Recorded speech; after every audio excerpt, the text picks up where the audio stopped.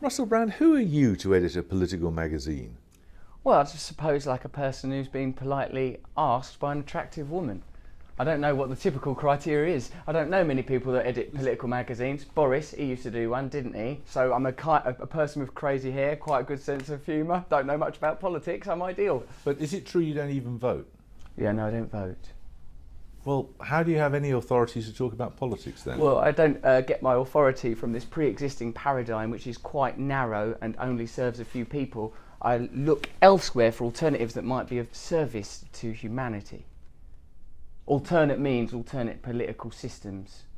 They being? Well, I've not invented it yet, Jeremy. I had to do a magazine last week. I've had a lot on my plate. But I say, but here's the thing that it shouldn't do. Shouldn't destroy the planet. Shouldn't create massive economic disparity. Shouldn't ignore the needs of the people. The burden of proof is on the people with the power, not people like doing a magazine. How do you imagine the people get power? Well, I imagine there are sort of hierarchical systems that have been preserved through generations. They get power by being voted in. Well, That's how they get it. You can't even be asked to vote. It's quite a narrow prescriptive parameter that changes within the.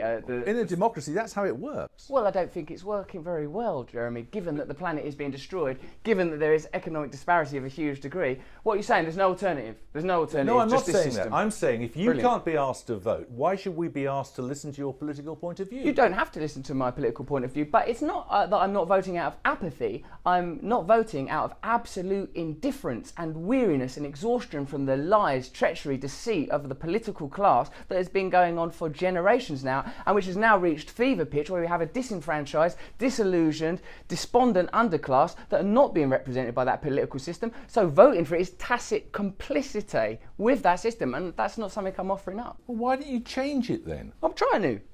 Well, why don't you start by voting? I don't think it works. People have voted already, and that's what's created the current paradigm. When did you last vote? Never. You've never, ever voted? No. Do you think that's really bad? So you struck an attitude, what, before the age of 18? Well, I was busy being a drug addict at that point because I come from the kind of social conditions that are exacerbated by an indifferent system that really just administrates for large corporations and ignores the population that it was voted in to serve. You're blaming the political class for the fact you had a drug problem? No. I'm saying I was part of a social and economic class that is underserved by the current political system, and drug addiction is one of the problems it creates when you have huge, underserved, impoverished populations. People get drug problems and also don't feel like they want to engage with the current political system because they see that it doesn't work for them. They see that it makes no difference. They see that they're not served. Well, I say that it doesn't work for them if they don't bother to vote. Jeremy, my darling, I'm not saying that the apathy doesn't come from us, the people. The apathy comes from the politicians. They are apathetic to our needs. They're only interested in servicing the needs of corporations. Look at what ain't the Tories going to court and to taking the EU to court because they're trying to curtail bank bonuses. Is that what's happening at the moment in our country? It is, isn't it? Yeah, there is. So why am I going to tune in for that? You don't believe in democracy. You want a revolution, don't you? The planet is being destroyed. We are creating an underclass. We are exploiting poor people all over the world. And the genuine, legitimate problems of the people are not being addressed by our political class. All of those things may be true. They are true. But you took... I wouldn't argue with you about many of them. Well, how come I feel so cross with you? It can't just be because of that beard. It's gorgeous. It's possibly because... And if the Daily Mail don't want it, I do. I'm against them. Grow it longer. Tangle it into your armpit hair. You are a very trivial man. What do you think? I am trivial? Yes. A minute ago, you were having a go at me because I want a revolution. Now I'm trivial. I'm not having a go at you because you want a revolution. Many people want a revolution, but I'm asking you what it will be like.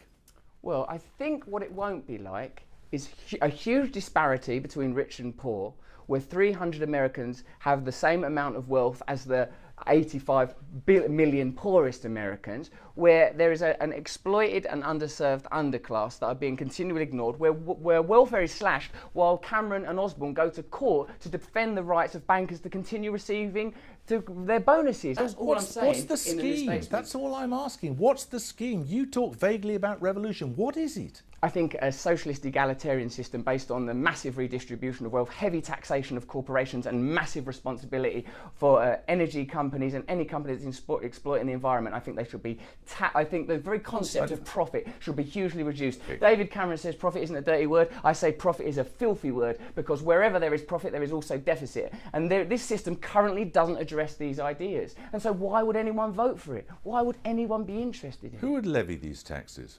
I think we do need to, there needs to be a centralised administrative system, but built on... Yes, there needs to be a government. Well, we might maybe call it something else. Call them like the admin bods, so they don't get And how would they be chosen? Jeremy, don't ask me to sit here in an interview with you in a bloody hotel room and devise a global utopian system. I'm merely pointing out that You're calling for revolution. Yeah, absolutely. Absolutely. I'm calling for change. I'm calling for genuine alternatives. But there are many people who would agree with you. Good. The current system is not engaging with all sorts of problems. Yes, and they feel apathetic, really apathetic. Yes. But if they were to take you seriously and not to vote... Yeah, they shouldn't vote. They should. That's one thing they should do. Don't bother voting. Because then when it reaches... There's a point. So these little valves, these sort of like little cosy little valves of recycling and Prius and like, you know, turn up somewhere, it stops us reaching the point where we think, oh, this is enough now. Stop voting. Stop pretending. Wake up. Be in reality now. Time to be in reality now. Why vote? We know it's not going to make any difference. We know that already. So, you know, I have more impact at West Ham United, cheering them on. And they lost the city unnecessarily Saturday.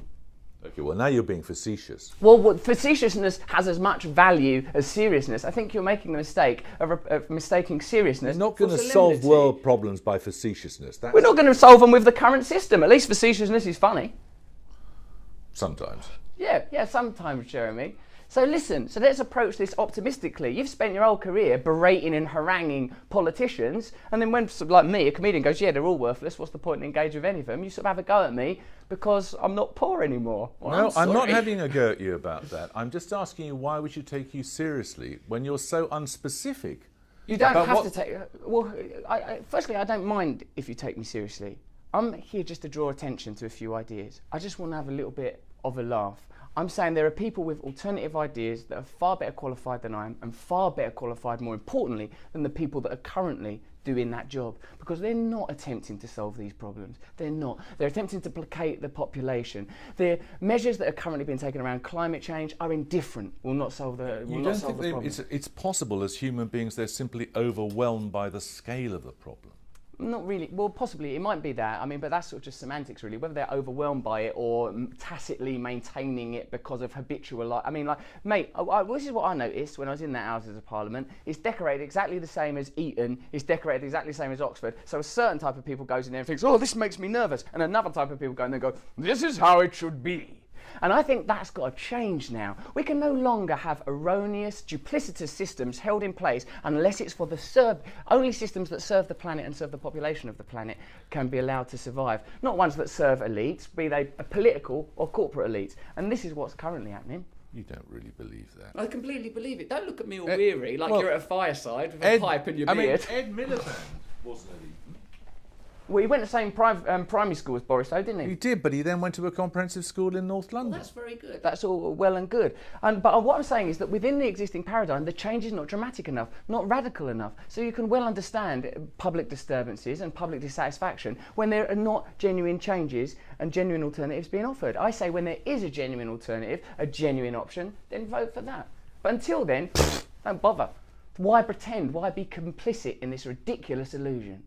Because by the time somebody comes along you might think it worth voting for, it may be too late. I don't think so, because the time is now. These movements are already occurring. It's happening everywhere. We're in a time where communication is instantaneous, and there are communities all over the world. The Occupy movement made a difference, even if only in that it introduced to the popular public lexicon the idea of the 1% versus the 99%. People for the first time in a generation are aware of massive corporate and economic exploitation. These things are not nonsense, and these subjects are not being addressed. No one's doing anything about tax havens. No one's doing anything about their political affiliations and financial affiliations of the Conservative Party. So until people start addressing things that are actually real, why wouldn't I be facetious? Why would I take it seriously? Why would I encourage a constituency of young people that are absolutely indifferent to vote? Why would we? Aren't you bored? Aren't you more bored than anyone? Ain't you been talking to them year after year, listening to their lies, their nonsense? Then it's this one gets in, then it's that one gets in. But the problem continues. Why are we going to continue to contribute